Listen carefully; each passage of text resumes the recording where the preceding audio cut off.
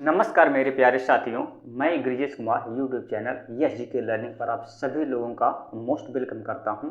अभी फ़िलहाल जो इस समय सुर्खियों में चल रहा है कि बिहार के दो जिलों में यानी पटना में और सीतामढ़ी में इसमें हज़ारों की संख्या में लोग HIV पॉजिटिव पाए गए हैं और इसमें पटना में खास करके स्टूडेंट हैं, पढ़ने वाले स्टूडेंट हैं। तो आज हम जानने का प्रयास करेंगे कि HIV है क्या, कैसे फैलता है और इसका क्या इलाज है। इन सब के बारे में हम जानने वाले हैं। तो उससे पहले आप अगर मेरे चैनल पे पहली बार आए हैं तो प्लीज़ साथी जितने भी मेरे भाई बहन हैं प्लीज़ चैनल को सब्सक्राइब कर लीजिए। तो आइए और यह भी हम साथ में जानेंगे कि इससे प्रश्न कैसे पूछता है, यानी एग्जाम में जो प्रश्न बनते हैं यह भी हम जानेंगे और पूरा इसके डिटेल हम देखने वाले हैं। तो आइए शुरू करते हैं। ये HIV तो सबसे पहले एग्जाम में पूछ लेता है कि HIV का फुल फॉर्म पूछ लेता है। कई बार HIV जो वायरस है ये इसका फुल फॉर्म ही पूछ लेता है। तो HIV का होगा ह्यूमन इम्यूनोडिफिशियंसी वायरस। क्या है?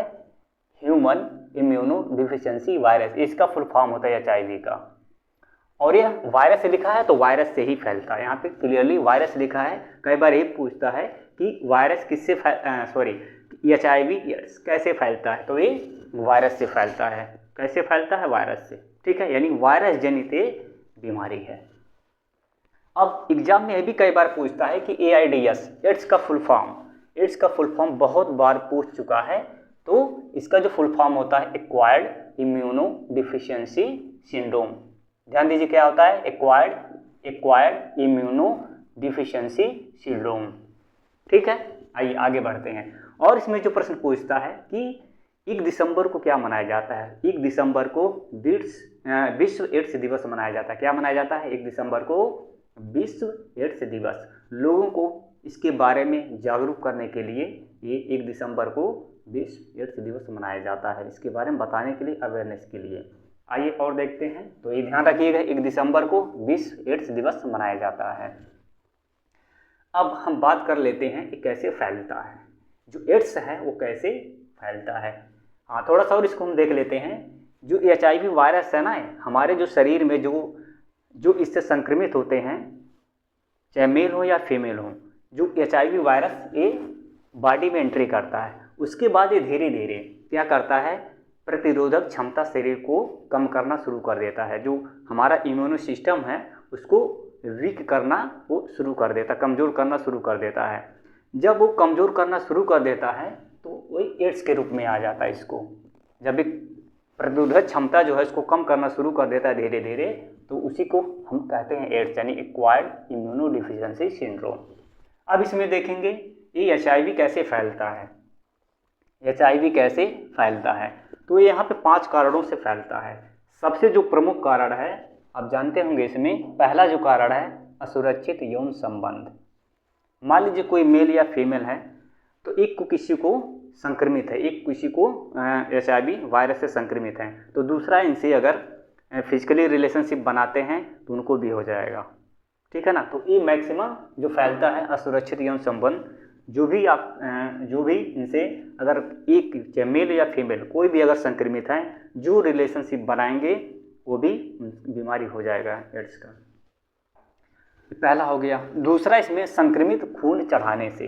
जैसे कोई ब्लड डोनेट कर रहा है, अगर जो व्यक्ति ब्लड दे रहा, अपना खून डोनेट कर रहा है या किसी को खून चढ़ा रहे हैं, अगर वो जांच नहीं है, उसको एड्स है, तो जिसको वो डोनेट करेगा उसको भी एड्स होगा। तो संक्रमित खून चढ़ाने से, यानी संक्रमित है ऑलरेडी वो और वो अपना ब्लड कहीं दे रहा है दूसरे व्यक्ति को, वो भी हो जाएगा। और एक ही सुई सिरिंज का प्रयोग करने पे, कई बार एक ही सिरिंज से सुइयाँ इंजेक्शन लगाते हैं, तो एक ही प्रकार की सुई या सिरिंज का उपयोग करने से इससे भी होता है, इसलिए हमेशा चेंज कर लेना चाहिए इसको। और संक्रमित माँ से बच्चे, अगर मान लीजिए माँ को HIV वायरस है, माँ को HIV वायरस है किसी को, तो जो उससे बच्चे होंगे उसको भी HIV पॉजिटिव होंगे। जैसे गर्भावस्था में हो जाएगा, प्रसव के समय भी हो सकता है और स्तनपान से, इन तीनों जरिए बच्चे को HIV संक्रमित हो जाएगा वो। और जो 5वां है इसमें संक्रमित ब्लेड रेजर से कट लगने पे। जैसे मान लीजिए कोई HIV पॉजिटिव है आदमी है और उस ब्लड से, जिस ब्लड से उसका सेविंग वगैरह कराया जाता है, अगर ब्लड उसका कटता है फिर उसी ब्लड से किसी और व्यक्ति को सेविंग वगैरह जो भी है बनता है, कराया जाता है, तो उससे भी ये फैलने के चांस होते हैं। ठीक है, तो इन 5 वजहों से जो है ये HIV वायरस फैलता है। अब इसमें हम जानेंगे HIV के लक्षण, यानी HIV के लक्षण क्या हैं, इसको हम जानने का प्रयास करेंगे। तो इसके 2 लक्षण होते हैं। एक शुरुआती जो होगा इनिशियल वाला 2 से 6 हफ्ता, ठीक है। उसके बाद एक बाद वाला इसका लक्षण होता है। बाद में जो होगा आपका जब एड्स, यानी एड्स जब हो जाएगा उसके बाद के लक्षण।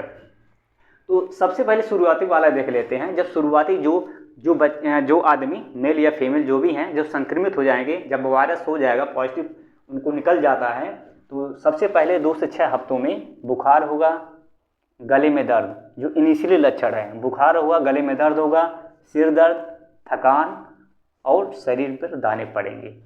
शुरुआती लक्षण ये हैं। जब एड्स बन जाएगा, मतलब प्रतिरोधक क्षमता जब धीरे धीरे कमज़ोर करना शुरू कर देगा, तो जो इसका लक्षण होगा क्या होगा, बार बार क्या होंगे, संक्रमण होंगे, बार बार इससे इन्फेक्टेड होंगे। और लंबे समय तक क्या होंगे, लंबे समय तक बुखार रहेगा, लंबे समय तक दवा लेते रहेंगे, कुछ नहीं करेगा, वो छुट्टी नहीं करेगा, लंबे समय तक बुखार, या फिर दस्त होगा, या फिर लंबे समय तक बुखार। तेज़ी से वजन कम होगा, क्या होगा इसका लक्षण, तेज़ी से वजन कम होगा। अत्यधिक कमजोरी, वीकनेस ज़्यादा हो जाएगा।